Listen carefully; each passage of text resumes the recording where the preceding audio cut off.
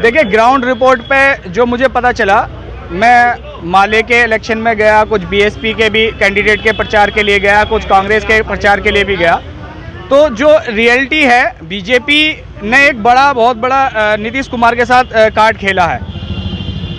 वहाँ पर जो हवा थी वो ये थी कि बीजेपी चाहती है कि नीतीश कुमार की छवि को खराब किया जाए और उसको इस इलेक्शन के बाद जेल में भेजा जाए। सर्जन जैसे घोटालों के आरोप हैं उन पे।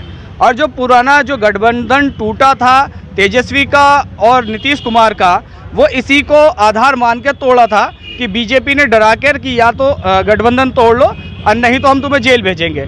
तो ये साफ साफ हो रहा है कि जेडीयू को बीजेपी वहाँ ख़त्म करना चाहती है और जो जेडीयू के साथ जो वोट बैंक जुड़ा हुआ है उसको वो अपने साथ खींचना चाहती है। वो भविष्य की राजनीति को लेकर चल रही है, वर्तमान की राजनीति को नहीं लेकर चलती है। जैसे कि संघ हमेशा 100 साल से कंटिन्यूस काम कर रहा है, ऐसी बीजेपी भविष्य की राजनीति को साध रही है।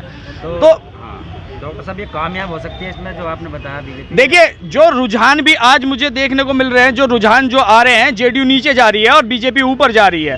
तो वो जो रुझान इंडिकेट कर रहे हैं वो उसी को इंडिकेट कर रहे हैं। और दूसरा मैं ये भी कहूँगा कि बिहार का चुनाव देश के लिए एक उदाहरण है, जहाँ पर पहली बार जाति, बिरादरी, धर्मनिरपेक्ष इन सब चीज़ों से हटकर ये पहली बार चुनाव बना, जिस पर शिक्षा, बेरोजगारी जैसे मुद्दे, स्वास्थ्य के मुद्दे, जो लोगों की गरीबी के मुद्दे, वहाँ पर इन बातों को उठाया गया। और उसी के बाद पर युवा जो वहाँ पर जुड़ रहा है वो जाति धर्म से ऊपर उठकर वो तेजस्वी यादव की तरफ एक मूव होता हुआ दिखाई दिया, हमें रैली में भी दिखाई दिया।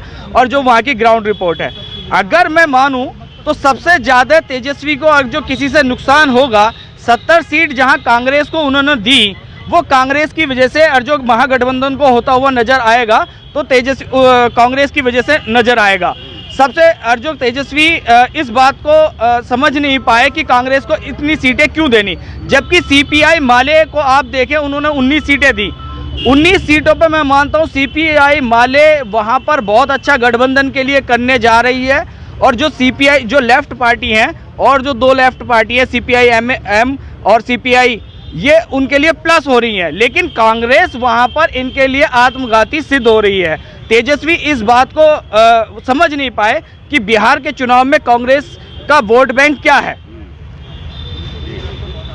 लेकिन सर, इसमें कुछ लोग सोशल मीडिया से बोल रहे हैं कि ईवीएम का खेल बीजेपी ने खेला है वहाँ पर। देखिए, ये मानना पड़ेगा कि बीजेपी जिस तरीके से चुनाव था और जिस तरीके से हम एग्जिट पोल देख रहे हैं, लेकिन एग्जिट पोल के देखने के साथ साथ हमें ये मिलेगा, एग्जिट पोल तो आगे दिखा रहे हैं, लेकिन अब दूसरा परसेप्शन शुरू हो गया है। बीजेपी हमेशा, मतलब जो आजकल ट्रेंड पिछले 2014 के बाद जो ट्रेंड देखने को मिला है कि विपक्षी दल, जो बीजेपी के विपक्षी दल हैं, उनका पहले सीट दिखाई जाती है बढ़ाते हुए, फिर उनकी धीरे धीरे वो कम करते जाते हैं। तो ये जो ट्रेडिशन, जो ट्रेंड बना है, तो इस पर संदेह तो होता ही है। और ईवीएम में खुद वहाँ था फर्स्ट फेज में, तो वहाँ पर बहुत सारी जगह ईवीएम खराब हुई हैं। तो ये जो ईवीएम खराब हुई हैं और कोई रिप्लेसमेंट नहीं होता है, कुछ नहीं होता है, तो हमेशा डाउटफुल है।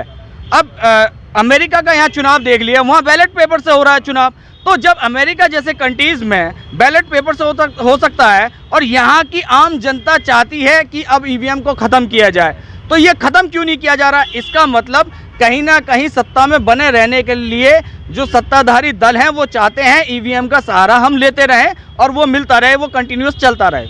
अगर आप चाहते हैं गरीब हर वंचित इंसान की आवाज आप तक पहुंचे तो हमारे चैनल को सब्सक्राइब करें और बेल आइकन का बटन दबाना ना भूलें। देखते रहिए बहुजन हलचल न्यूज।